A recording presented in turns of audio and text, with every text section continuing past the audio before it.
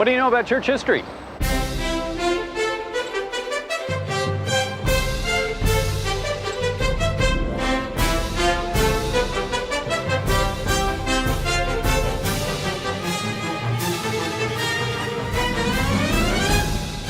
Trying to keep straight all the names, places, and events in church history can be confusing. However, church history can be easily organized into 6 major periods according to where and when things happened.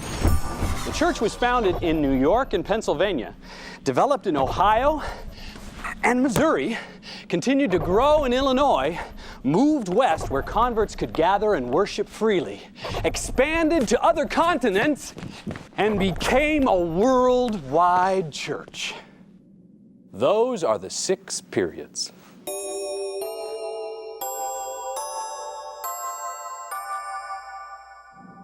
Now, let's take them one at a time and see what happened during each period.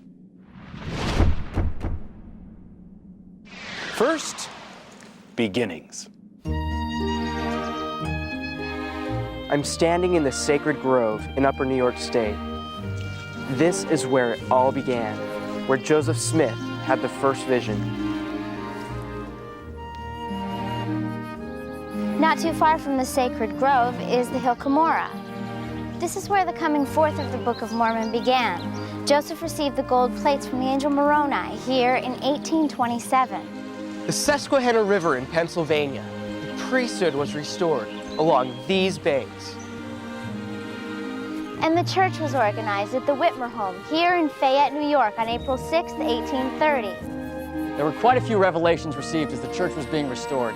39 sections of the Doctrine and Covenants were recorded during the beginnings period. They dealt with the things needed to establish the church, like the Book of Mormon, missionary work, the priesthood, and the organization of the church. By the end of the beginnings period, the church had 280 members, which means that the entire church could fit in an average-sized chapel.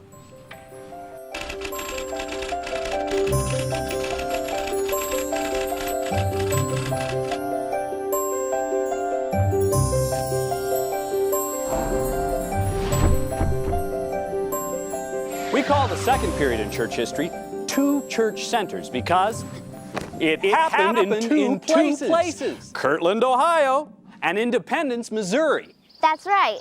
Here in Kirtland, the saints built this beautiful temple. In Missouri, mobs persecuted the saints. And Zion's camp marched From Kirtland to Missouri. 87 sections of the Doctrine and Covenants were recorded during this period.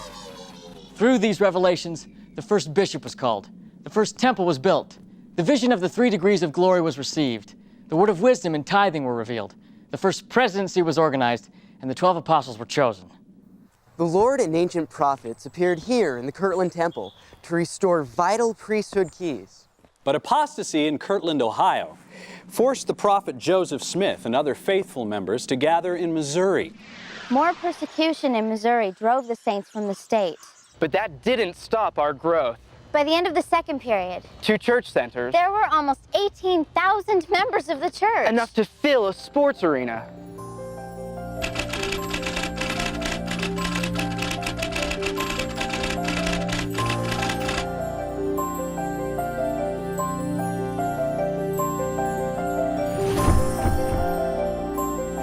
This is where they gathered. They called it Nauvoo, the city beautiful, which brings us to the third period in church history, Nauvoo. The 12 apostles left the settlement for a mission to the British Isles. The world's greatest women's organization, the Relief Society, was founded in a room above Joseph Smith's store. These stones are the remnants of the Nauvoo Temple, which was built here overlooking the city. 10 revelations in the Doctrine and Covenants were recorded during the Nauvoo period, including some of the crowning doctrines of this dispensation. That's right, including revelations about temple marriage and temple work for the dead. The Carthage jail in Illinois.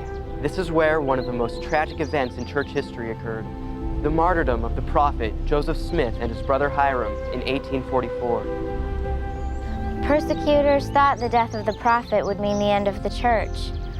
They couldn't have been more wrong.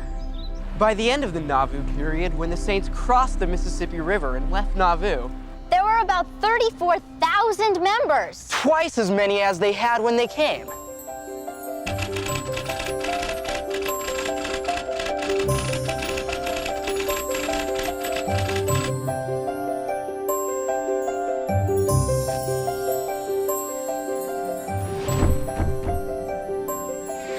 From Nauvoo, the Lord led the saints across the Great Plains. The fourth historical period is the Church in the West. Only one section of the Doctrine and Covenants was recorded during this period, Section 136, which revealed, among other things, how to organize the pioneer camp. Official Declaration 1 was also recorded, ending the practice of plural marriage. Even though fewer revelations were added to the Doctrine and Covenants, living prophets provided guidance necessary for the church to continue to grow. 4 temples were built during this period. One of these, the Salt Lake Temple, became an ensign to the nations of the world. During the Church in the West period, membership grew from 34,000 to almost 270,000. That's enough to fill more than 1,000 chapels on Sunday. From here, President Brigham Young and his successors sent the saints to settle the surrounding soil. San Bernardino, California, Las Vegas, Nevada, Cardston, Alberta, Canada, Colonia Juarez, Mexico, and Paris. Paris, Idaho, that is.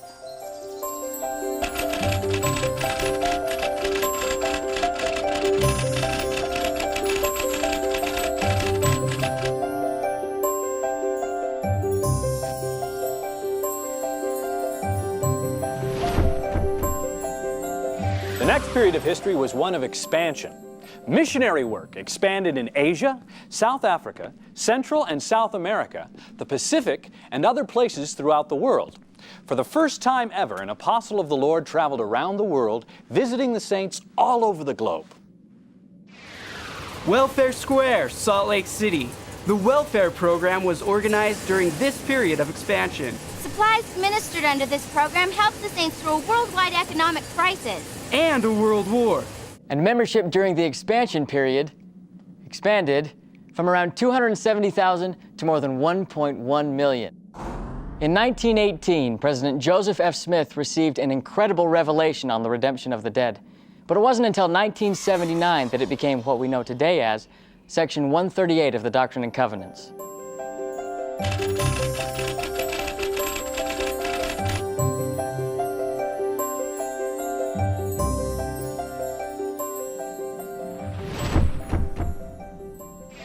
This brings us to the period we live in, the worldwide church. As membership increased, additional quorums of the 70 were organized, providing leadership to administer the church programs all over the world, no matter how large the church gets.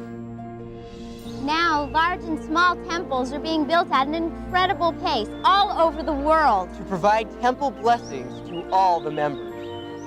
There's hardly a major city on the earth without a congregation of Latter-day Saints. In 1997, membership passed the 10 million mark and kept right on growing. During this exciting period, the Lord has revealed a vision of how the gospel will be carried to every nation on earth. A revelation in 1978 extended the blessings of the priesthood to all worthy males and their families. This was added as Official Declaration 2.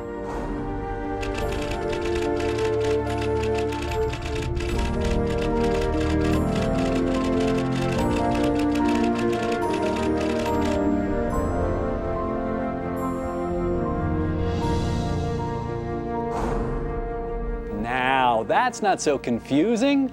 You know about the beginnings, established in New York and Pennsylvania, the 2 church centers in Ohio and Missouri, the Nauvoo period, the Church in the West, expansion, and the worldwide church.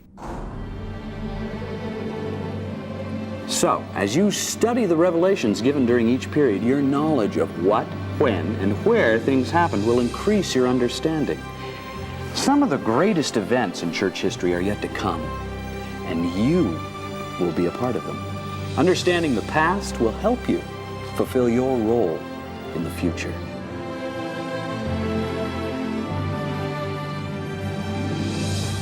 The time has now come to turn about and face the future.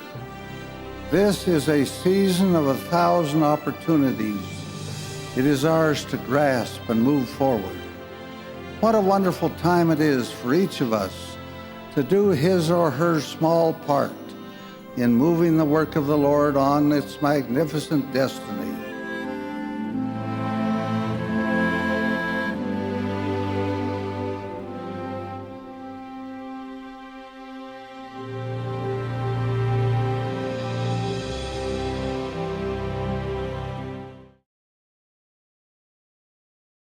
It's so important for us to study the Doctrine and Covenants and church history.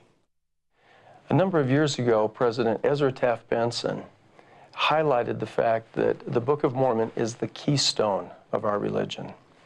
If you have an arch, then the keystone is the stone at the very top of the arch that holds both of the sides together. So the Book of Mormon is the keystone. President Bension taught that the Doctrine and Covenants is the capstone. It's the crowning piece of masonry that you would put onto that wall. And the Book of Mormon and the Doctrine and Covenants are the keystone and the capstone of our religion. The Book of Mormon invites all to come unto Christ. The Doctrine and Covenants invites all to come unto Christ's kingdom on the earth, the Church of Jesus Christ of Latter-day Saints. So those two volumes of scriptures testify of each other, and they complete and complement each other. And so we learn more about the Book of Mormon as we study the Doctrine and Covenants. As we study the Book of Mormon, it prepares us for the latter-day revelations that we find in the Doctrine and Covenants. A second reason that the Doctrine and Covenants in church history is so important is that the majority of the revelations that we now have in the Doctrine and Covenants came as Joseph and his associates asked questions. All throughout the scriptures, we find the counsel to ask, seek, and knock. And the Doctrine and Covenants is a pattern. It's a handbook for the receiving of revelation. So as Joseph and Oliver were translating the Book of Mormon, they had questions about baptism. They inquired of the Lord. The answer to that prayer is the 13th section of the Doctrine and Covenants.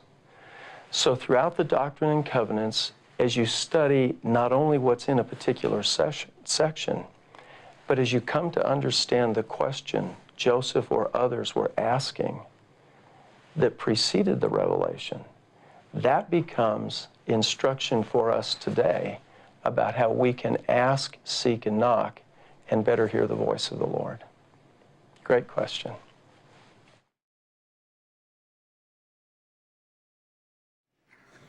The Book of Mormon and the Doctrine and Covenants are bound together as revelations from Israel's God,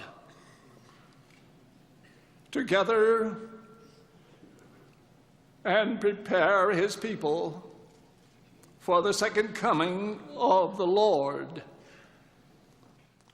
The Book of Mormon and the Doctrine and Covenants testify of each other.